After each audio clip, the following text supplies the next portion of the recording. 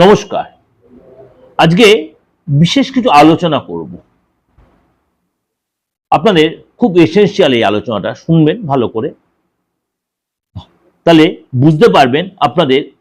কারণ আমাদের প্রত্যেকেরই সমাজ সংসার চলতে গেলে আর্থিক জায়গাটা আমাদের স্ট্রং না হলেও স্টেবলটা খুব প্রয়োজন আমরা মনে করি। কিন্তু কোনো সময় আমরা একটু চাপে পড়ে যাই। মনে করুন আপনারা কেউ ঋণ নিয়েছেন বা লোন নিয়েছেন বা লোন নিতে চাইছেন, লোন নেওয়াটাকে আপনার জন্য প্রয়োজন বা ঠিক হবে, এই সময়টা শনির সিচুয়েশন বা আদার্স গৌরাশির সিচুয়েশন ওয়েস্ট করে। কারণ এই যে গৌরাশি চেঞ্জ হয়েছে, এই যে 12 তারিখে আপনার 14 তারিখে 15 তারিখে 18 তারিখে 17 তারিখে একাধিক গ্রহ তার সিচুয়েশন চেঞ্জ করছে। তার জন্য আপনার জন্য কি প্রভাব বিস্তার করবে? 12 তারিখে বুধ গ্রহ চেঞ্জ হবে, মকর রাশিতে যাবে। 14 তারিখে আপনার সূর্য যাবে মকর রাশিতে, সেখানে নিচ মানে কিছুটা প্রভাবটা তার, কেন সূর্য তার পুত্রের রাশিতে যাবে। 15 তারিখে মঙ্গল তার উচ্চ রাশিতে যাবে এবং 17 তারিখে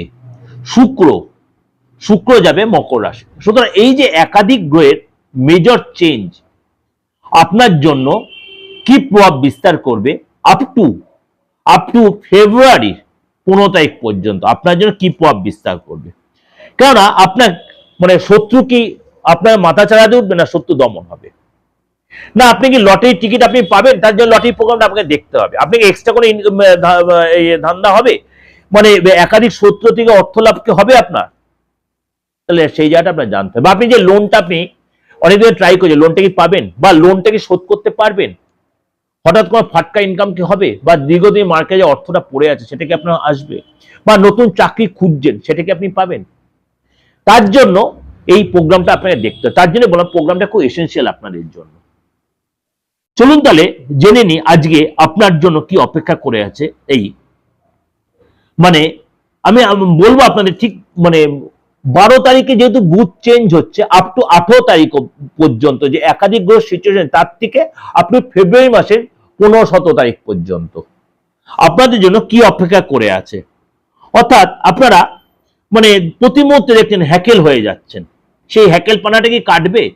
কনফিডেন্সটা কি ল্যাক করবে, বা লোকের কাছে কি ধোকা খেয়ে, বা আপনার বিয়ের যে যোগাযোগ সেটা কি এবার কনফার্ম হবে?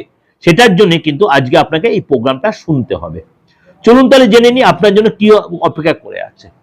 সিংহ রাশির জন্য আপনাকে অবশ্যই সচেতনতা, বিশেষ করে এই 12-14 তারিখ থেকে আপনাকে সচেতনতা অবলম্বন করে, মানে কোনো কম্পিটিটিভ এক্সাম যদি থাকে অবশ্যই সেখানে সাবধান থাকবেন।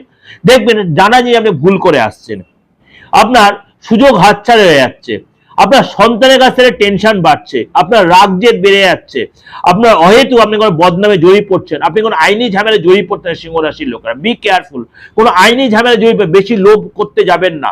এই সময় কিন্তু আপনাকে বিনা কারণে ফাঁসিয়ে দিতে পারে সিংহ রাশির লোকেরা, বি কেয়ারফুল, সচেতন থাকবে। কিন্তু ফেব্রুয়ারি থেকে আস্তে আস্তে সময়টা আপনার অনেকটা চেঞ্জ হবে।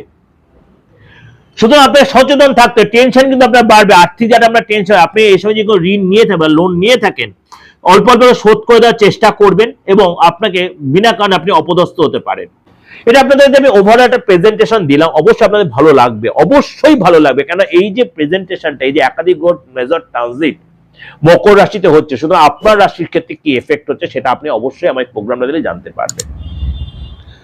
অবশ্যই ভালোভাবে লাইক করবেন, শেয়ার করবেন এবং চ্যানেলটা সাবস্ক্রাইব করে নোটিফিকেশন বেলটা অন করে রাখবেন। আর যদি আমার সাথে যোগাযোগ করতে হয়, যে কোনো ধর্মের, যে কোনো বয়সে, যে কোনো জায়গা থেকে, দেশে বিদেশে, যে কোনো, অবশ্যই যেরকম আপনারা যোগাযোগ করছেন সেরকমই যোগাযোগ করবেন এবং সেরকমই ফিস দিয়ে আপনি আমার থেকে আপনার মূল্যবান ভবিষ্যতে জানতে, আপনার ডেট অফ বার্থ থাকুক আর নাই থাকুক। নমস্কার, ভালো থাকবেন।